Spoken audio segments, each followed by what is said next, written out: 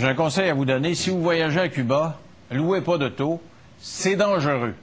En fait, si un conducteur est impliqué là-bas dans un accident qui cause la mort ou des blessures, c'est à lui de prouver son innocence et ça risque de traîner longtemps. Ça, c'est la théorie.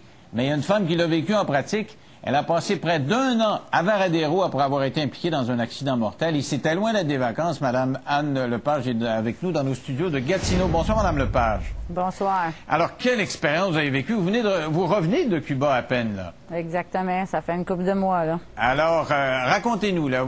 C'est l'an dernier. Ça commence l'an dernier. Vous êtes en vacances comme tout le monde. Là, vous en allez à Varadero. Et qu'est-ce qui se passe?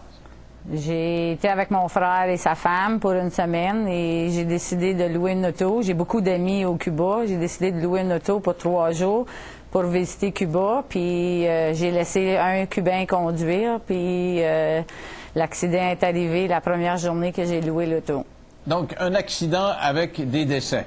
Exactement. Un accident bien normal, bien innocent. Il n'y avait aucune boisson, aucune vitesse. Là, c'était juste un accident innocent. Mais qu'est-ce qui est arrivé? Il y avait des gens qui traversaient ou c'est une collision entre 2 véhicules? Non, c'est seulement la route. Là. Les routes là-bas sont terribles. Là, puis l'asphalte était pas mal plus haut que l'épaule. Puis il a descendu l'auto en bas de l'asphalte. Quand il l'a ramené, il a perdu contrôle. Puis on a roulé l'auto pour 70 mètres. On a fini par frapper un poteau de téléphone en ciment. C'est à ce moment-là que 2 personnes ont été éjectées de l'auto puis qui ont décédé. OK. C'est une voiture de location, on la voit, là. C'est une Hyundai, c'est ça? Normale, comme ici, là, dans le fond? C'est ça, oui. C'est une auto pas mal neuf, là. Je pense que c'était une 2005. OK. Alors, donc, à cet accident-là, les policiers arrivent, ça parle espagnol, vous comprenez pas trop ce qui se passe, et vous laissez ça à votre ami cubain, vous lui laissez le soin de gérer la situation. Alors, comment ça se passe à ce moment-là? Lui a dit à la police que c'est moi qui conduisais. Ensuite, la police m'a demandé pour mon passeport avant qu'on l'embarque dans l'ambulance.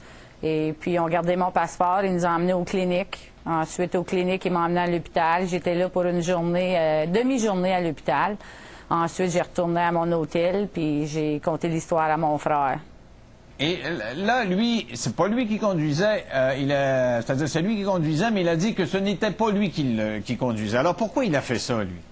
Moi, je m'imagine, c'est qu'il savait qu'est-ce qui s'en venait. Là. Il savait les lois de Cuba, que moi, ils m'ont été dit par la police qu'aussitôt qu'il y a un décès, peu importe l'accident de voiture, ça peut être une moto aussi, qu'il y a quelqu'un, s'il y a un décès, il y a quelqu'un qui va faire de la prison.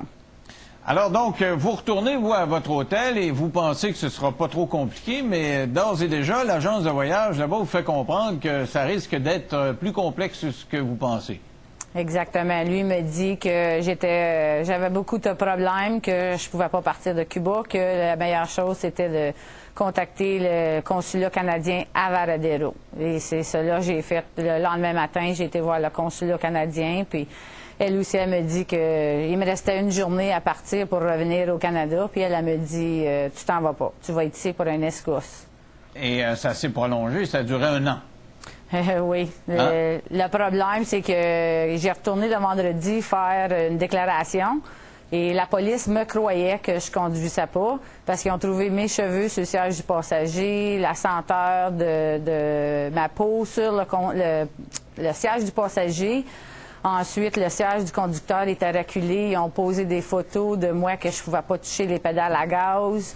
Il y avait beaucoup de preuves, mais ils ont pris du sang dans l'auto. Puis ils ont dit, on va envoyer le sang pour analyser, voir. Puis là, ça va finir les résultats pour bon, excusez. Pour faire la preuve. Donc, ils avaient une série de preuves démontrant que vous étiez assise dans le fauteuil du passager, dans le siège du passager.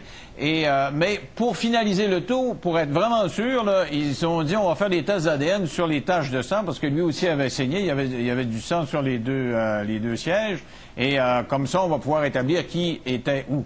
C'est un peu ça qui est arrivé? Exactement. Puis il me disait toujours, les policiers, qu'après que l'ADN va rentrer, si les preuves sont toujours de lui, sont toutes de lui que je pouvais partir. Mais après que l'ADN, ça a pris 4 mois et demi. Ensuite, on n'avait pas de résultats. L'ambassade canadienne a appelé les polices cubaines, puis ils ont demandé, ça fait 4 mois et demi, comment se fait, vous n'avez pas de résultats. Nous autres, on a su que, l'ambassade canadienne a su que le laboratoire pour l'ADN était fermé depuis le commencement. Sur l'ambassade.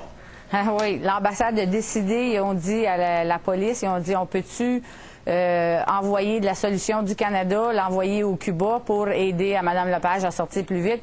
Ils ont dit, mêlez-vous-en pas, parce que si vous nous poussez, on va la mettre en prison. C'est important, vous me dites là. Vous dites, le Canada aurait dit, écoutez, ça marche pas votre laboratoire d'ADN, on va vous donner un coup de main, puis on va analyser les échantillons de sang. Ils ont dit, non, on va l'envoyer en prison. Exactement. Là, ils ont envoyé mes documents à la fiscale. La fiscale a revu les documents pendant 2 semaines, a revenu, a dit non, on a besoin de l'ADN. Ils ont eu de la solution, ils ont renvoyé les résultats de sang. Ensuite, ça a pris un autre mois et demi. Là, j'ai eu les résultats. Les 7 preuves étaient de lui. Et puis ensuite, ils ont décidé, ils ont dit non, on veut te garder, il faut que tu ailles en cours. Donc, ils avaient toutes ces preuves-là, mais ils ont dit on fait un procès quand même. Exactement. Et ça dure combien de temps, ce procès-là, après coup?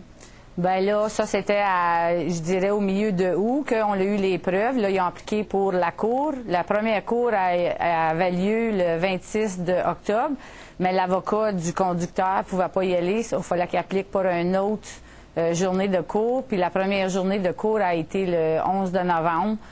Il y avait 12 témoins en tout, puis 6 témoins qui sont pas venus en cours. Les juges ont décidé, on a besoin des 6 autres témoins.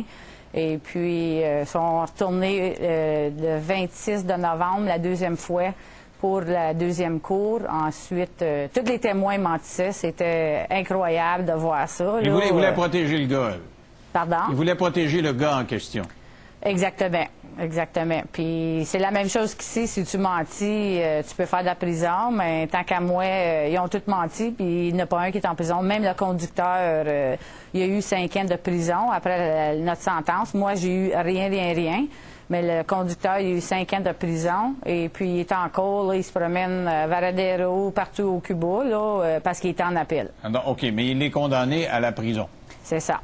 Mais vous, là, moralement, ça devait être long à endurer. Vous arrivez à une audience, c'est remis parce qu'il n'y a pas de témoin, c'est remis un peu plus tard parce que la preuve est insuffisante, c'est remis, puis ça finit plus. Ça devait être difficile pour la morale, là. Exactement. C'était très difficile, surtout à l'été.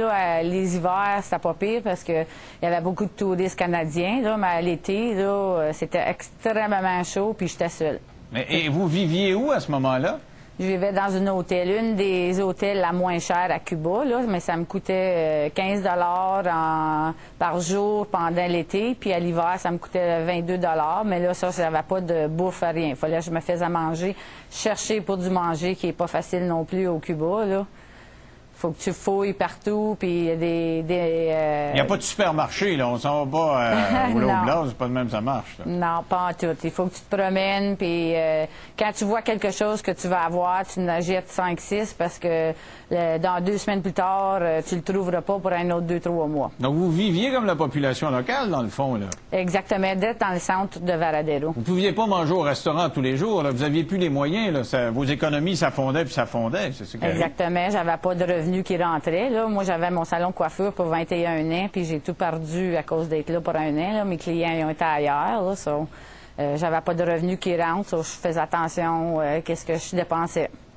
Et donc, ça a été une année d'enfer. Si vous voulez, on va faire une pause, puis on verra les conséquences que vous avez vécues. Vous dites que vous avez perdu votre clientèle, en fait. Vous avez perdu le salon, puis vous avez tout perdu, puis ça vous a coûté un bras.